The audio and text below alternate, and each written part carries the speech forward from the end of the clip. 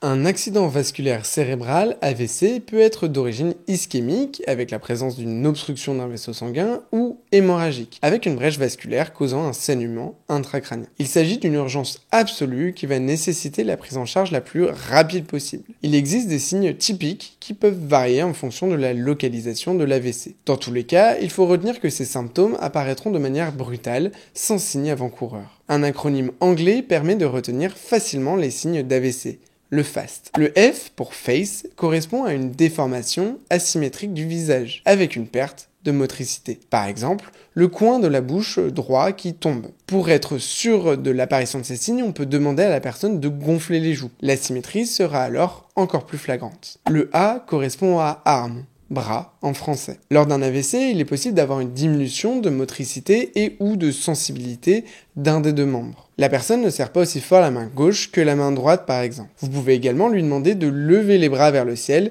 et de maintenir la position. Si un des deux membres s'affaisse naturellement, c'est un signe d'AVC. La personne peut également ressentir différemment le contact physique sur un de ses deux bras. Et c'est la même chose au niveau des membres inférieurs. Ensuite, le S correspond à speech, pour les troubles de la parole. Des troubles soudains de l'élocution. Après, je sais pas pour le miroir qui est dans la lampe.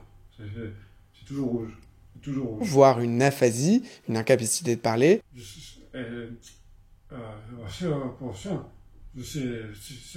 Sont d'autres signes d'AVC. Enfin, le T correspond à time, référence encore une fois à la course contre la montre qui s'engage en cas d'AVC. Il faut bien retenir qu'un seul de ces symptômes doit conduire à appeler les secours en composant le 15, le 18 ou le 112. Un AVC ne donnera pas forcément une association de ces signes. Des maux de tête intenses qui apparaissent de manière brutale, associés souvent à des nausées et des vomissements, sont également des signes d'AVC dont on parle moins, mais qui doivent conduire également à appeler les secours. Et en plus des AVC, il peut survenir ce qu'on appelle un accident ischémique transitoire, AIT. Un vaisseau cérébral se bouge temporairement, puis se débouche. La symptomatologie est la même, donc il faut absolument appeler les secours dans tous les cas. Seul le temps, la durée des symptômes et les imageries révéleront s'il s'agissait uniquement d'un AIT.